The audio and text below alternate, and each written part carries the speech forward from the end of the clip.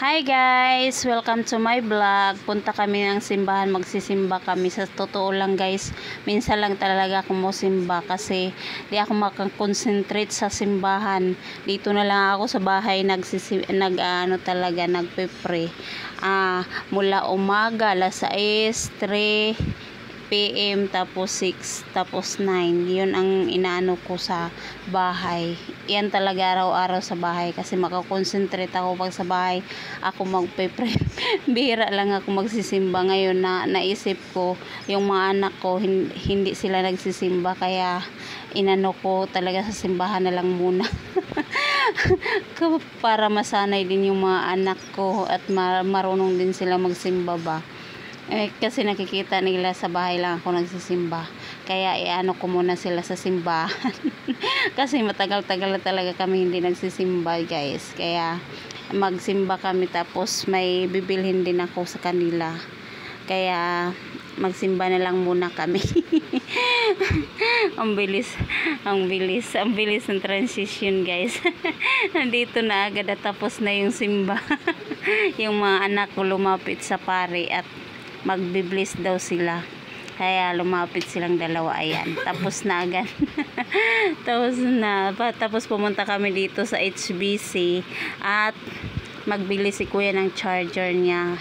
Yung charger niya kasi sira na kaya gusto niyang magbili ng charger. Kaya pumunta kami dito, napasayaw pa nga ako dyan kasi ang lakas-lakas ng tugtog. Nabibingi ako sa tugtog, ang lakas-lakas.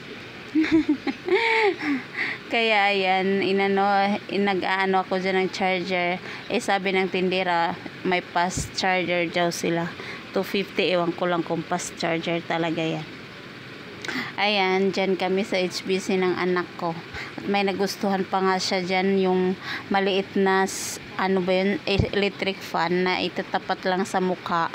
Ay gustong gusto niya yan kasi yung mga classmate daw niya merong ganun, merong mga electric fan na maliliit nakatapat kasi ang init-init daw sa nila sa school. Kaya hindi ako bumili kasi medyo malaki. Tapos sabi ko baka ito lang ang anuhin mo pagkaguluhan nyo sa eskwelahan. Sabi niya madami naman kami nagagamit ng ganyan sa school ma.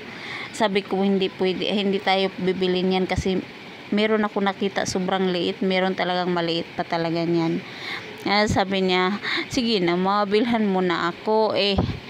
Yung anak kong bunso hindi po masyado makaintindi kaya sabi ko hindi tayo bibili niyan kasi medyo mahal, saka baka ang naisip ko kasi baka siya lang ang may ganun sa school tapos yan lang ang pagkaguluhan nila, tapos pa naman yung teacher niya masungit, sobrang sungit, kaya ayoko bilhan siya ng ganun, kaya baka ma-distract sila sa eskwelahan.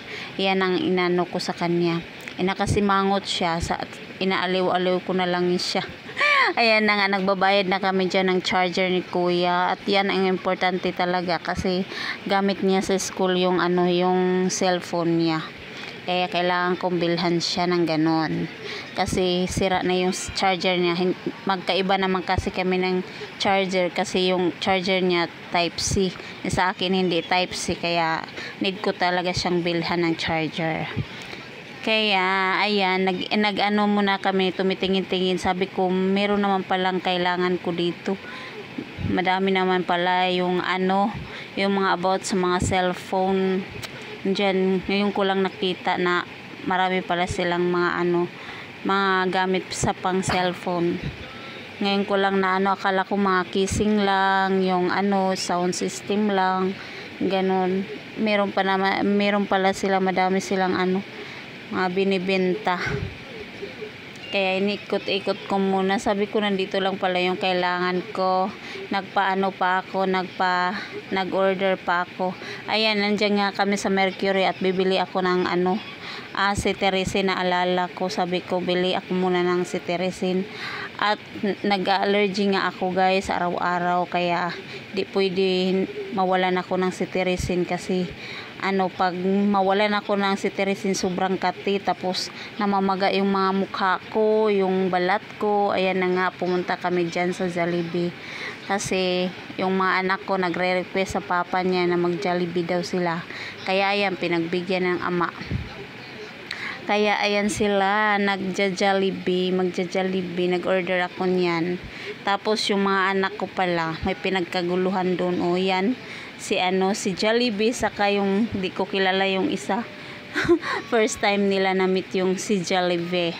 At saka yung isa di ko kilala. Hindi naman ako ang bait nga niya. Ang bait, nag-bliss pa.